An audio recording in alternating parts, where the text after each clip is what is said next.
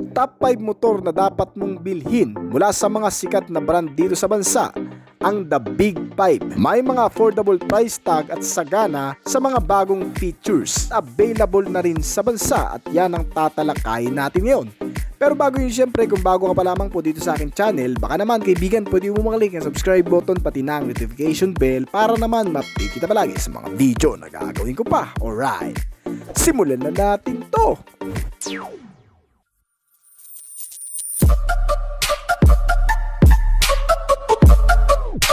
Number 5, Suzuki Bergman 125 2023. Ang pinakabagong update sa motor na ito ang hinihintay na rin ng marami noong nakaraang taon pa. Ang pagdating ng isang makabagong modelo sa bansa na magpaparana sa marami ng isang antas ng karangyaan at pagiging sopistikado. Isang compact scooter class na ikatutuwa na raw ng mga Suzuki enthusiasts. Ang bagong superior na kombinasyon na performance nitong Bergman 125 EX na nag-level up sa maneuverability, pagiging comfort, practical, optimum fuel economy at mababang emisyon. Ilan lamang yan sa hanay ng pagbabago nitong motor at magmula sa napaka-eleganteng estilo hanggang sa pagiging futuristic na utility, ang bagong Bergman Street 125 EX ay ginawa upang maging angkop sa lahat ng iyong paggagamitan. At sa wakas, narito na sa Pilipinas ang hinihintay na yan dahil nitong April lamang ngayong taon inilabas ang bagong update sa modelong ito na Suzuki Bergman 125 EX. Isang motor na pinagmamalaki ng Suzuki motorcycle brand na available na rin dito sa bansa. At para malaman nyo na rin ang mga aasahan nyo pang specs and features na meron sa motor na ito, ay babanggitin na rin natin dito yan. Para sa kabuang makina, ito ay powered by 124 cubic centimeter na displacement capacity with single cylinder, 4-stroke, single overhead cam, air-cooled type ang cooling system at fuel-injected type naman ang fuel system nito. May bore and stroke size ito na 52.5mm by 57.4mm at compression ratio na 10.3:1. CVT type na transmission na kaya mag-produce ng maximum output level na 8.5 horsepower sa kada 6,500 RPM at 10 Nm of torque naman sa kada 5,500 RPM. Pasusubukan pa lang natin ang bilis nito pag tuluyan na ngang inilabas, kaya sa estimated pa lang na top speed kung ibabase sa old version, ito ay may bilis siguro na 105 km/h. Not sure, pero baka nga mas gumanda pa ang performance nito ngayon. Dahil sinamahan na rin yan ng mga bakabagong features sa engine details tulad na lang nitong silent start system na hindi ganun kaingay para paganahin ang makina o walang ugong na maririnig sa pag-andar ng makina nito. I-develop na rin kasi ang SEP technology sa new generation na tumutulong din para mas mapanatili ang lakas ng makina at mapababa na rin ang fuel consumption nito. At sa mga hindi nakakaalam, ang SEP o Suzuki Eco Performance Technology ay parang ESP Plus lang din ng Honda at Bluecore Technology naman ng Yamaha. Kaya ganun na lang din siguro ang performance na nagagawa niyan sa motorsiklo, na tumutulong din para magkaroon ng mas mababang emisyon at upang maging eco-friendly ang isang motor. At ang Suzuki Bergman 125 EX ay may fuel tank capacity na 5.5 liters para sa mahabang biyahe ay siguradong hindi ka bibitinin na kayang kumonsumo ng mas matipid din na paraan dahil nga sa bagong makina ay mas pinatipid na rin sa gasolina na kumukonsumo ngayon sa hanggang 52.6 km per liter. Sa tulong na rin ng iba pang mga sistema nito na EASS, Engine Auto Stop Start o Idling Stop System, ay mas mapapababa pa ang fuel consumption nito. At sa iba pang mga features mga kaibigan, hindi pa rin nagbago ang pagiging convenient ng motor na ito, na mas pinaganda pa nga ngayon at mas pinalapad ang roomy floorboard o front footboard or sa ibang term ay gulay board. Ay nagbibigay naman ng mas relax na biyahe na sinamahan ng malalapad at napakalambot na seats at malawak na underseat compartment storage na may sukat ngayon na 21.5 liters. Na kung sa mahabang biyahe ang trip mo at may gamit kang dala, ay mas maia-accommodate mo na yan dito sa bagong Bergman 125 EX 2023 model. Bukod pa dyan ay hindi mo na rin po problemahin ang electricity kung kinakailangan dahil sa USB outlet na pwedeng pagsaksakan ng mga gadget at mga bulsa o console pocket na pwede namang paglagyan ng mga maliliit na bagay. At mga ilaw na LED type ang headlamp na split lens design na mas maliwanag, power efficient at durable. Maging ang rear combination lights at ang mga turn signal lamps nito ay sobrang elegante na. Highlighted dyan ang attractive styling din ng buong tail section nito na nagdadala palalo sa iyo sa maginhawang pagsakay ang motor na kung saan ay halos narito na ang lahat ng hinahanap mo. May mga built-in grab bar at top box na lang din ang kulang para dito. At ang instrument panel naman nito, naroon pa rin ang napakalinaw na fully digitalized compact LCD display na nagbabago rin ang brightness para mas maging visible sa umaga at sa gabi. Makikita na rin ang mga bagong indicator notification sa malawak nitong dating tulad ng eco-friendly notification, engine check warning, light indicators at marami pang iba sa pagiging sobrang informative nito ngayon. Ang Bergman Street 125EX ay mas ginawang moderate firm setting din ang chassis at mga suspensions upang makatulong na magkaroon ng mas maayos na biyahe. Ang parehong suspensions sa harap at likod ay mas inayos para bumagay sa mga tires and wheels nito for better comfort riding na rin at para ma-achieve palalo ang pagiging balanse at ma-maintain ang stability. Mas gumaan ang handling para hindi nakakangalay kahit pa sa malalayong biyahe. Ganyan ito ngayon pinag-usayan ng Suzuki motorcycle. At ang mga suspensions nito sa front ay naka-telescopic fork with coil spring and oil dump at rear suspension na swing arm type with coil spring and oil dump na rin. At swak na swak lumaro kahit pa sa malulubak na kalsada ay makakaasa ka na rin daw sa banayad na pagsakay. Ang mga braking system naman nito sa front ay naka-disc type at ang rear brake naman nito ay drum brake type na may kasama na rin combination braking system sa brake force nito na mas mapapalakas at kahit papano ay ligtas sa paggamit ng brake system. At para naman sa wheel and tires nitong motor ay ginamitan na rin yan ng mga pyesa na hindi rin basta-basta. Sa klase ng gulong nito na inilagay dito ay Dunlop brand na raw yan. Naka-tubeless tires and mountain cast aluminum wheels na idinisenyo upang gumanap ng kasing ganda ng itsura nito at nababagay na rin niyang idaan sa mga rough roads, mababato o kaya mga malulubak na kalsada. Hindi na rin siguro tayo mangangambang madulas kung sakali mang maidadaan sa mga ganong klaseng lugar. At ang bawat sukat naman ng mga gulong nito ay mas pinalaki na compare sa dati na may kabuang sukat sa front na 90 by 90 R12 at rear tire size naman na 100 by 80 R12. Mababawasan na rin siguro ang basher nitong gulong sa wakas. At para naman sa iba pang mga detalye nitong Suzuki Bergman 125EX, ang starting option din nito ay dalawa. May electric starting at optional kicker na rin nakasama para kung sakaling malobat o tumirik man ang motor na to sa kalsada ay hindi ka mangangamba dahil mapapagana mo ulit ito gamit ang kickstarter. Alright, at para naman sa dimensions and capacity, ang buong sukat nitong motor ay wala namang masyadong pagbabago na makikita.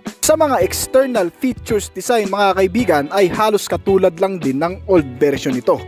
Ang kabuang sukat ng seating height ay nasa 780mm na kasing taas lamang ng Honda ADB 160 at ang kabuang taas naman ng motor na ito ay 1140mm na may kabuang haba na 1905mm. Ang buong lapad naman nito ay 700mm at may wheelbase size na 1290mm.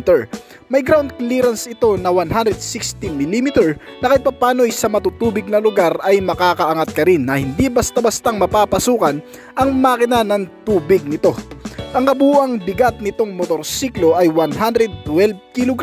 Bagay lang din niyang isabak sa maluluwag na kalsada.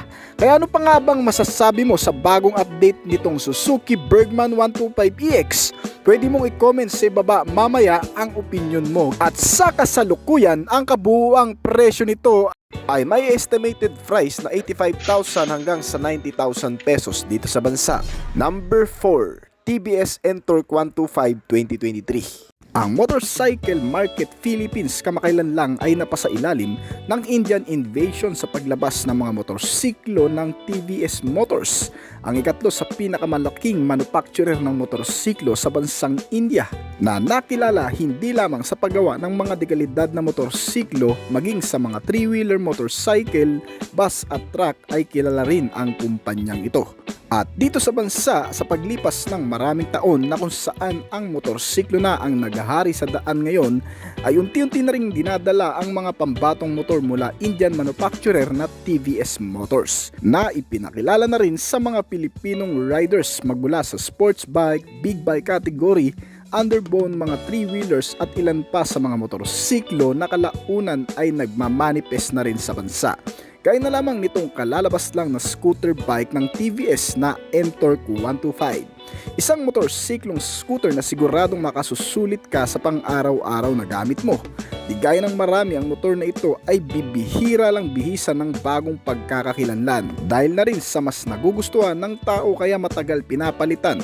Ngunit ngayong taon mula sa old model nito ay in-update sa bagong version na mas magpapalakas pa ng appearance nito sa masa, sinamahan ng mga makabagong specs and features sa makina at maging sa kabuuang detalye ay dinagdagan. Kagaya na nga lang ng mga ilaw nito na naka-fully compact LED type, ang headlamp na sinamahan ng daytime running light na sobrang aggressive na talaga ng itsura, kapares ng mga signal lamps with indicators sa magkabilaan. Ganon din sa mga tail lamp ay nagbibigay palalo sa iyo ng mas maliwanag na kapaligiran kapag ibabiyahe mo ng madilim. At hindi lamang yon mga kaibigan, mas matagal din kasi ang lifespan nito sa mga naka-bulb type lang. At ang scooter na ito, kung mapapansin mga kaibigan, mukhang alam na ata ng marami sa atin kung anong motor ang kamukha nito. Sa Suzuki Motors, ang kalalabas lang din na Suzuki Avenis. Medyo awig, di ba? Kaya naman sa ibang detalye ay magtatanong ka na lang din kung pareho rin nga ba ng mga specs and features na meron ito. Gaya na lamang ng external design ay hindi nagkakalayo. Ang frontal face na naiiba nga lang ang headlight. At ang location ng fuel lid nito o lagay ng gasolina ay nasa likod rin. At iba pang mga detalye na talagang similarity ng dalawang ito. Ganun pa man ay masasabing mas upgraded pa rin daw itong TVS N-Torque compare sa Suzuki Avenis, na sinamahan at nilagyan ng kabuuang detalye sa makina na powered by 124.79 cubic centimeter na displacement capacity, naka single cylinder per stroke OHC at fuel injected type na fuel system. Ang 125cc overall na makina nito ay sinamahan ng naka-automatic transmission type na may 4-speed na variable gearbox na kaya mag-produce ng maximum output level na 9.4 horsepower sa kada 7,500 RPM at 10.5 Nm of torque naman sa kada 5,500 RPM. Ang commuter na scooter bike na ito ay masasabing may malakas na rin naman na kapasidad kumpara sa mga 125cc na kakumpetensya nito. Sinamahan pa yan ng cooling system na air-cooled type na mukhang alam mo na yata ang magiging performance niyan sa kalsada. Naka BS6 compliant na rin ito kaya hindi ganun kausok at eco-friendly. At sa iba pang mga detalye nitong motor, ang flat footboard o gulay board na tinatawag ay nagbibigay ng mas malawak na espasyo sa mga ikakarga mong bagahe dito. May mga retractable hook na rin itong kasama para naman sa mga bagay na isasabit mo lamang dito at mga console pocket na rin para sa maliliit na bagay na maaari mo lamang ilagay dito. At very spacious din ang under seat compartment storage nito. Nakakasya naman siguro ang full face helmet mo dito. At base na rin kay Sir Makina Moto na siyang nag-review ng road test nito ay very comfortable at maaasahan talaga sa napakahabang biyahe. Napaka-minimal lang ng speed limit kaya hindi ka rin talaga masyadong mangangamba na may average top speed na umaabot sa 90 km/h pero nakadepende pa rin yan sa magmamaneho nitong motor. Kung ikaw ay nagsisimula pa lang, perfect talaga to bilang isa sa pinakaunang motor mo. User-friendly, beginner-friendly at mas madaling matututunan dahil sa automatic transmission nga ay mas madali mong maimamanage ang handle nito. Sobrang convenient na rin mga kaibigan para sa mga bumabiyahe ng malayuan. Ang motorsiklong ito ay equipped na rin sa USB port charging system. Dito ay pwede ka na mag-charge habang ikaw ay nagmamaneho. At speaking sa malayuang biyahe, sobrang reliable na rin sa pagkakaroon din ito ng fuel tank capacity na 5.8 liters. Sobrang tipid sa gasolina na umaabot sa 56.23 km per liter ang nakukonsumo ng motorsiklong ito. Kaya kung ilalaban mo sa ibang motorcycle brand na may 125cc na motorsiklong scooter, tiyak na mas panalo to sa patipiran. Bukod pa dyan ay may mga ilang features pa na sobrang upgraded na rin ito at babanggitin na rin natin. Gaya na lamang itong instrument panel na naka-fully digitalized na rin. Mas madaling unawain at maintindihan lalo na sa mga baguhan lang din. Lagyan na rin ng engine check warning para ma-check ang capability ng makina nito. At sinamahan ng idling stop system para mas tumipid pa sa konsumo ng gasolina. Sa mga hindi nakakalam, ang idling stop ay ang nagpapahinto ng throttle ng motor kapag pansamantala itong naka-stop sa traffic light. Nang sa ganun kahit nakahinto ito ay hindi nakukonsumo pa ng gasolina dahil dito. At isa pa sa maganda sa commuter bike na ito ay meron na rin kasamang side stand kill switch. Hindi mo na kailangan pang i-switch off dahil sa side stand ay titigil na rin ang makina nito. Mas mainam na rin ito sa malulubak dahil sa mga suspensions na inilagay dito sa front. Ito ay naka-telescopic fork na may hydraulic dampers na nakasama. Ang rear suspensions naman ito ay may coil spring with hydraulic dampers na rin. At kung usapang brake naman ay maaasahan mo rin yan. Ginamitan ng single disc brake with 220mm na size with SBT. Sa mga hindi nakakalam, ang SBT meaning ay synchronized braking technology. Ito ay katumbas o katulad na rin naman ng combination braking system ang function na nagkukumbine sa magkabila ang brake sa harap at likod upang kapag ito ay pagaganahin mo sa biglang paghinto ay sabay itong gagana para mas safe pa ang pagpepreno. At ang rear brake naman nito ay naka-drum brake type na may size na 130mm.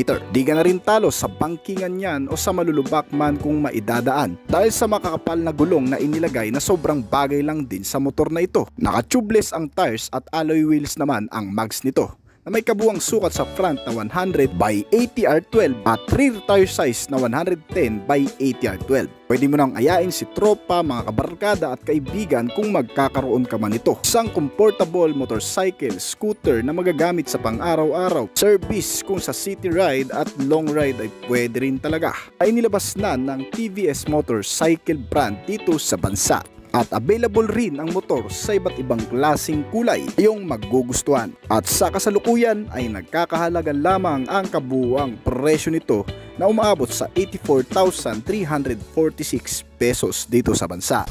Number 3, SYM Jet X 125 2023. Ang SYM ay naglabas na naman ng panibagong modelo na pangmasang kalidad at mas magugustuhan mo. Unti-unti na ring nakikilala sa merkado ang brand na ito. Isang palatandaan lang na karamihan sa mga motor na nagmumula dito ay tumatagal at napagkakatiwalaan.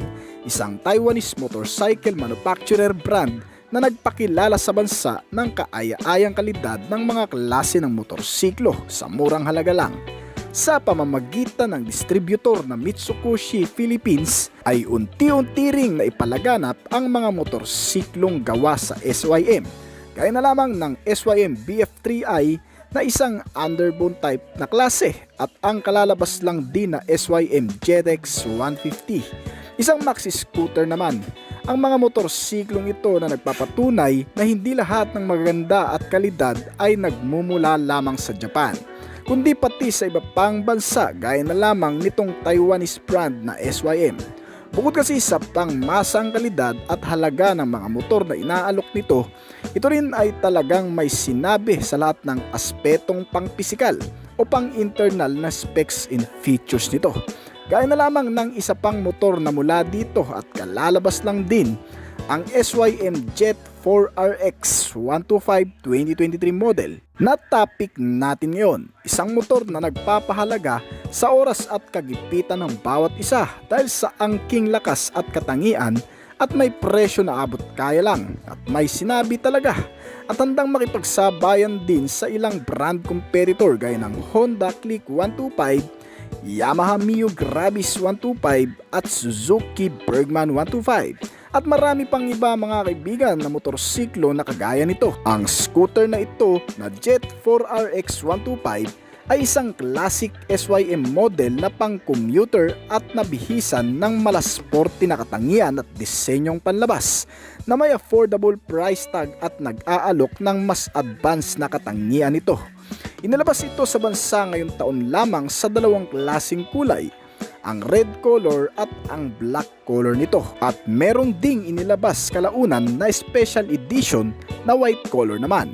Ang pagkakaroon nito ng mas kapanapanabik na specs and features gaya na lamang ng naka full LED type na mga ilaw nito, ang agresibong disenyo ng headlamp na sinamahan ng DRL, mga turn signal lamps indicator at tail lamp ay nagbibigay ang mas maliwanag na direksyon sa gabi kapag ginagamit mo ito. Bukod pa dyan, sinamahan na rin ito ng hazard control system, isa sa magandang bahagi ng motor na ito dahil hindi mo na po problemahin to after market at mas magiging visible ka pa lalo kasi kung ang ilaw ay nagbiblink ay mas madaling makikita. Na may instrument panel na fully digitalized at naka TFT type na klase na rin ay nagbibigay din ng mas malinaw at mas informative sa mga notification na lumalabas dito. Kaya na ang speedometer, trip meter, odometer, fuel gauge, mga indicator, orasan at marami pang iba. At sa ganitong klaseng motor ay makukontento ka na rin siguro kung ito man ang ginagamit mo sa pang-araw-araw na pagpasok mo. Dahil sa ilang bagay na meron ito na magpapakonvenient at magpapakomportable rin sa iyo, ay malawak na underseat compartment storage na I think ay kasya na rin naman ang full face na helmet mo dito. May retractable hook pwedeng paglagyan ng maliliit na bagay at ito ay may front footboard o gulay board na tinatawag. Kaya kung ito man ay gagamitin mo sa paghahanap buhay o gagawin mong pang-deliver gaya ng ibang motor ay maaari rin talaga. Dahil hindi rin naman nalalayo sa iba pang mga kapareho ang mga features na meron itong motor. Meron na rin itong kasamang USB port charging system na quick charge lamang. Ibig sabihin, mabilis ka lang mapupull charge kapag nag-charge ka ng iyong cellphone dito mismo sa motorsiklo. Napaka-reliable din ng mga suspensions nito at napakadaling imaniobra. Ginamitan ng chassis frame na underbone type na klase, sobrang gaan din daw gamitin. At ang mga suspensions na napakasulit na rin. Kasi nga ang history ng motor na ito sa bansang Europa ay ginagamit din nila sa mga pang off-road o rough road na gamitan. Dahil sa nakadesign din ang motor para sa ganong klaseng mga kalsada. Yun nga lang, magpapalit ka na lang talaga ng dual purpose tires para magamit mo sa ganung klaseng lugar. Kaya naman pagdating sa front suspensions nito, ito ay naka-telescopic fork at rear suspension na swing arm single-sided shock absorber na equip na rin sa spring preload adjustment. Ibig sabihin, pwede kang magkarga ng mabibigat na bagay na kakayanin ng motorsiklo depende sa adjustment ng spring nito. Para sakali mang maidadaan mo din sa malulubak, may karga kang mabibigat ay ma-maintain mo pa rin ang stability ng pagmamaniobra. Hindi ganun katagtag at napakagaang pa rin dalhin. At the same time, ay hindi rin basta-bastang masisira ang suspensions nito. Bukod pa dyan, ang motor na ito ay eco-friendly na rin dahil sa ginamitan ng Euro 5 compliance sa emission nito. Kaya makasisiguro ka rin na hindi ka sasablay sa anumang emission testing ang gawin. At pagdating naman sa kabuuang makina, itong motor ay pinapagana ng 124.6 cubic centimeter na displacement capacity, naka single cylinder, 4-stroke, 2 valves at may fuel system na electronic fuel injected type. Nakatitipid ito sa gasolina kaya mainam ito kahit sa long ride o pang city ride man. Sa kabuuang fuel tank capacity na 6.2 liters ay kaya nitong kumonsumo ng hanggang sa 45 to 50 kilometers sa kada isang litro. At gaya ng marami mga kaibigan, ng 125cc motorcycle scooter na ito ay may cooling system na air-cooled type. Hindi naman problema sa mga ganitong klaseng displacement lamang ang naka-air-cooled type dahil hindi naman ganon kainitin ang makina nito kahit magdamagan mo pang gamitin. Magiging disadvantage lamang ng motorsiklo yan kapag mas tumaas pa sa 150cc. At pagdating naman sa transmission type, ito ay ginamitan ng CVT automatic transmission at variable gearbox na 4-speed na kaya mag-produce ng maximum output level na 11.26 horsepower sa kada 8,500 RPM at 10.3 Nm of torque naman sa kada 6,500 revolution per minute na may average top speed na 99 km per hour. Hindi naman ganun kabilis ang motor na ito pero hindi rin naman ganun kabagal. Kumbaga katamtaman lang ang takbong nagagawa nito. Na kumpara sa iyo ay hindi naman importante ang performance o bilis na nagagawa nito. Basta may motor na magagamit lamang na service sa pang-araw-araw. At isa pa mga kaibigan sa magiging advantage ng motor na ito, ang pagkakaroon ng anti-leaf engine hanger system. Ito naman ang sistema na kung saan mas ini-improve ang pagiging stability nito once na naka-open na ang ignition at napihit mo na ang throttle nito. Walang mararanasang dragging at mas makukondisyon ang napakagandang takbo nito. Na may safety features na rin pagdating sa front brake, ito ay naka-disc type na may size na 226mm na may kasama ng CBS o combination braking system. At rear brake type naman na drum brake na may sukat na 130mm na may CBS o combination braking system na rin. Ang sistemang ito na CBS mga kaibigan ay mas magandang gamitin kesa wala. Syempre nga naman kapag ginamit mo ang front brake ay otomatikong sasabay ang rear brake nito. O alinman sa dalawa ay siguradong magsasabay ito gamit ang brake procedure, alright. At syempre pa, sinamahan na rin niya ng kabuang sukat ng mga gulong na napaka-reliable na rin. Sa bangkingan o sa mga biglang pakurbada o kaya naman madudulas ay napakasulit ng mga klase ng gulong nito. Na may kabuang sukat na 110 by 70 R12 sa harapan at rear tire size naman na 120 by 70 R12. Parehong naka-tubeless at alloy wheel na rin ang mags nito. Less maintenance ka dito dahil kahit napako na ito o natusok na ng anumang matulis na bagay ay hindi pa rin ito basta-bastang napaplat. Mapapatakbo at magagamit mo pa ng ilang beses basta may sealant lamang ang loob nito. At pagdating naman sa dimension ng kabuang motor na ito, ito ay eksakto lang din para sa tipikal na sukat nating mga Pinoy na may kabuuang haba na 1,900mm. Ang lapad nito ay 745mm at kabuuang taas na 1,110mm. Sa wheelbase size ay may kabuuang sukat na 1,320mm. Ang buong bigat naman nito ay medyo may kagaanan lang din na umaabot sa 115kg. Kayang-kayang i-manage o dalhin ng mga babaeng rider. At para naman sa iba pang detalye nitong motor, hindi naman din makukumpleto yan kung hindi rin natin babanggitin ang kabuuang presyo nito na makukonsider mo sa pagiging affordable na rin. Ito ay kasalukuyan nagkakahalaga ng 78,800 pesos dito sa bansa. Number 2, Mio Gravis 125 2023. Walang duda na isa sa pinakamabentang motorsiklo ng Yamaha Motor Philippines ngayon ay itong Mio Series. At para sa pangmasang kalidad, ang mga motor na ito ay ino-offer sa magkakaibang halaga. At para mas maging competitive pa sa local market ay patuloy na ina-upgrade ng Japanese brand ang mga unit na lineup nito. Tulad na lamang nitong kalalabas lang din na may bagong update ang Yamaha Mio Gravis 125 2023. Sa pagpapalagana pa ng mga motorcycle scooter sa bansa ay ang patuloy din na pagdating ng mga makabagong modelo na may katangiang panghinaharap na nagde-develop din sa kasanayan ng tao sa paggamit ng makabagong teknolohiya. Kaya naman sa pagkakataong ito ay aalamin natin ang ilan sa mahalagang bagay na meron sa motor na ito.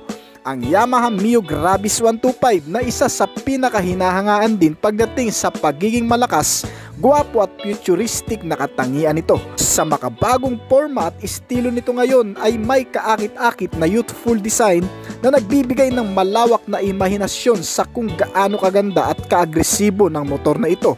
Sa front face na mukhang intelihente at sinamahan ng full LED type headlamps, signal lamps, fully compact lighting system with DRL na nagbibigay ng durability at napakaliwanag na surface sa tuwing ito'y napapasabak sa madidilim na kalsada.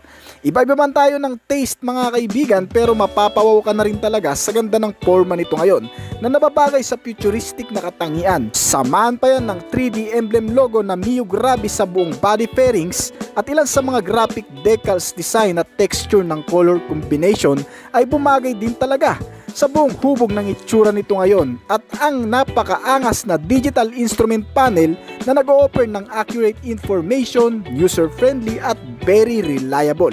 Sa magkakaibang detalye pa ng motor na ito ay hindi man nabago ang buong makina ngunit mas pinalakas naman ito compare sa dati.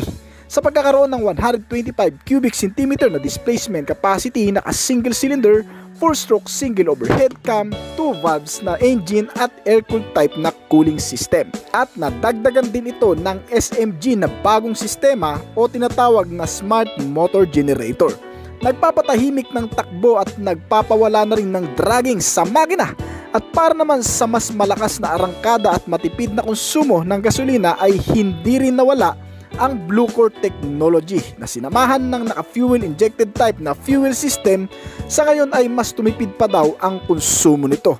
Pero tingnan na lang natin siguro yan sa mga feedback ng mga makakabili nito. Pero hopefully, yun nga sana ang maging development sa motor na ito. Ang transmission type nito ay V-Vel type automatic na kayang mag-produce ng maximum output level na 9.5 horsepower sa kada 8,000 RPM at 9.5 Nm of torque naman sa kada 5,500 RPM.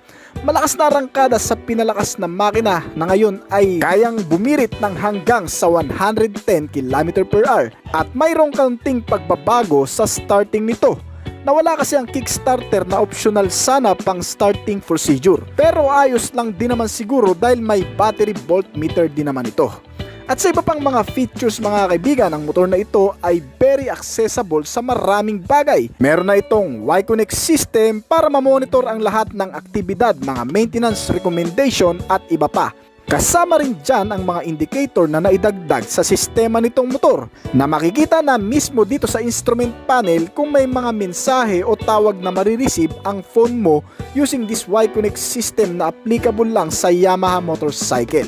At dati na rin sa motor na ito ang posisyon ng lagayan ng gasolina sa harapan na kung saan ay helpful yan sa mga taong nagdi-deliver. At ang isa pa sa maganda dito ay sobrang laki na rin ng compartment storage nito na may kabuuang sukat na 25 liters. Nakasyang-kasya naman ang full face helmet. May bulsa na rin ito sa harapan para lagayan naman ng ilan sa maliliit na bagay. At syempre hindi rin nawala sa motor na ito ang accessories power outlet socket. Yun nga lang, kinakailangan mo pa din ng adapter para magamit ito bilang charging system. At equip pa rin ito ng idling stop system na nakatutulong din sa pagiging matipid palalo nito sa gasolina. At meron ding dalawang klaseng variation ang lumabas sa motor na ito. Una ay ang top end variant na di keyless entry ang sistema at standard variant naman na with shutter lock o manual key system lamang. Pero ang dumarating pa lang sa bansa sa kasalukuyan ay ang standard variant nito. At para naman sa iba pang mga features pa nitong motor, ang mga suspensions and brakes nito ay mas pinaganda at pinagtibay ng manufacturer para mas maging sulit palalo sa lahat ng consumers nito. Ang pagiging matatag na chassis frame na sinamahan ng swak na suspension sa front and rear na nababagay lang din naman sa mga kalsada natin dito sa bansa. Sa malulubak, mahahams at sa mga palikulikong lugar na ina-adapt ng bawat bounce o laro nitong mga suspension. Sa harap ito ay naka-telescopic fork at rear suspension naman na unit swing single shock absorber with coil spring. Ang braking system nito ay sobrang maaasahan mo rin sa pagkakaroon ng naka-hydraulic single disc brake sa front at mechanical leading trailing drum brake naman sa rear brake nito. At brake force na siguradong papasa sa mga taong wala pang masyadong kasanayan sa paggamit ng motorsiklo. Alright. At pagdating naman sa wheel and tires, isa rin sa signature nitong motor ang pagkakaroon ng malalapad na klase ng gulong na pagdating sa kabuuang sukat, sa front ito ay may 100 by 90 R12 at rear tire size naman na 110 by 90 R12. Naka-tubeless ang tires at alloy wheels naman ang mags nito. At sa kabuuang sukat naman ng motor na ito ay nagdadala ng katamtamang laki sa balanseng pagsakay at bigat na naaayon sa mga kalsadang madadaanan. Pagdating sa kabuuang lapad, ito ay may sukat na 690mm, may buong taas ito na 1115mm at kabuuang haba na 1915mm. Ang seating height nitong motor ay 780mm, kasing sukat lang din pala yan ng Suzuki Bergman na 125 2023 model, na sigurado ay kakayanin ng hanggang sa 5'3" ang height. Ang wheelbase size naman nitong motor ay nasa 1275mm at minimum ground clearance na 135mm. May kabuuang bigat ito sa kasalukuyan na tumitimbang ng 102 kg. at fuel tank capacity naman na 4.2 liters. At ngayon ay available na nga ang motor na ito dito sa bansa na nagkakahalaga ng 93,900 pesos. Number 1, Game Changer Honda Click 125 2023. Inilabas ang Honda Click 125 2023 model sa bagong update nito noong nakarang taon pa. Ang modelong ito ay matagal ng sikat na scooter sa Philippine market at isa ito sa modelong nagpalaganap pa ng kasikatan ng Honda sa merkado, at bilang isa sa nangunguna sa pinakahinahangad ng marami, ang Honda Click 125 ay mas pinaganda sa bagong bersyon nito. Nilagyan ng advanced at makabagong teknolohiya para mas magamit pa ng mas maigi ng mga rider sa pang-araw-araw. At kung ikukumpara sa marami, ang motor na ito ay wala na rin atang magiging katulad pa magmula noon at magpahanggang ngayon. Isang Japanese brand motorcycle na bumuo sa pagiging matatag at sa tiwala na rin ng mga taong gumagamit nito. At sa paglabas nga nitong bagong modelo mula external features at design, mga kaibigan, makikita ang kaunting pagbabago sa itsura nito na sinamahan ng mga bagong graphics, decals, color at iba pa. Mas lumitaw kung pagmamasdan ang malawak na katangian para sa imahe na may kasanayan. Ganyan mailalarawan ang motor na ito sa maraming gamit at subok sa maraming bagay. At sa bagong internal features, mas pinaganda ang takbo ng makina sa bagong ESP Plus engine technology. Sinamahan ng bagong sistema na ACG starter para maging tahimik ang andar nito. At sa kabuuang detalye pa, pinapagana ng 125 cubic centimeter na displacement capacity, naka single cylinder 4-stroke single overhead cam, 2 valves engine, liquid cooled type na cooling system at fuel system naman na PGM-FI. May fuel tank capacity na 5.5 liters na kayang kumonsumo ng hanggang sa 49 to 50 km per liter. Matipid talaga ang motor na ito, bagay na nagustuhan ng marami dito. Naka-automatic transmission na CVT at gearbox na 6-speed na kayang mag-produce ng maximum output level na 11 horsepower sa kada 8,500 RPM at 10.8 Nm of torque naman sa kada 5,000 RPM. Mula sa pagiging malakas sa kalsada ay nakapagtala ng average top speed na umabot sa 110 km per hour. Ang motor na kahit saan na yata ng kasuluk-sulukan ng kalsada sa bansa ay makikita dahil sa pagiging popular din ito at convenient na rin sa maraming bagay. Tulad na lamang na pagkakaroon nito ng malawak na front footboard, under seat compartment storage na may sukat na 18 liters at kasya ang full face helmet na sinamahan na rin ng mga console pocket o bulsa sa harapan. Para naman sa mga maliliit na bagay, meron na ring retractable hook para naman sabitan ng ilang gamit. Kasama na rin dyan ang bagong sistema para naman sa elektrisidad ay meron na rin niyang charging port system. Sobrang sulit na nito dati ay mas naging sulit pa ngayon at naka full LED na rin ang lahat ng mga ilaw nito at sobrang visible, less maintenance, less hassle na rin. Ang instrument panel na sobrang informative sa mga notification at indicator na lumalabas dito. Mga sign na kung saan ay makatutulong din sa'yo sa pang-araw-araw. May engine check warning, mga signal indicator at idling stop system na bagong sistema rin sa motor na ito, na kung saan ay nakatutulong naman na mas mapatipid palalo ang konsumo ng gasolina. At sa ilan pang bagay, ang motor na ito ay hindi rin pinabayaang mas maging kaaya-ayang sakyan, komportable at maaasahan sa mga kalsadang hindi ganun kaganda. Ang mga suspensions nito na very reliable ay tumutulong mas maging smooth ang riding condition at hindi na rin ganun katagtag sa tulong na rin ng front suspension na naka-telescopic fork at rear suspension naman na swing arm single shock absorber with coil spring ay napapanatili pa rin ang magandang stability nitong motorsiklo sa kahit anong klase mang kalsada. At ang bagong braking system na mas nagbibigay palalo ng kapanatagan sa mga taong makakagamit nito at sa mga bago pa lang natututong magmotorsiklo na gaya nito. Sa front, ito ay naka-single disc brake na may new design na wavy type design at with caliper piston brake. At rear brake naman na drum brake type with combination braking system na mas in-enhance palalo ang brake force sa mga biglaang pagpipreno. Isa sa mga bagay na talagang mas nagpaganda palalo sa motor na ito. Samahan pa yan ng mga wheel and tires nito na naka-tubeless at gulong na new cast wheel design na may bagong sukat sa front tires na 90 by 80 R14 at rear tire size naman na 100 by 80 R14. Mas bumagay sa napakalapad na body figure nito at mas maimamanage ang mga palikulikong kalsada at sa mga bangkingan. Ang starting procedure ay electric push start at may side stand kill switch na rin para mas maging safe pa. Ang dimension nitong motor ay hindi naman ganun ka na bago. Sa sitting height na may sukat na 769mm at kabuang bigat na 112kg. At sa kasalukuyan ng kabuang presyo nitong motor ay nagkakahalaga ng 80,900 pesos dito sa bansa. Ang 5 modelong ito na ating nabanggit ay ang pinakatinatangkilik ngayon ng masa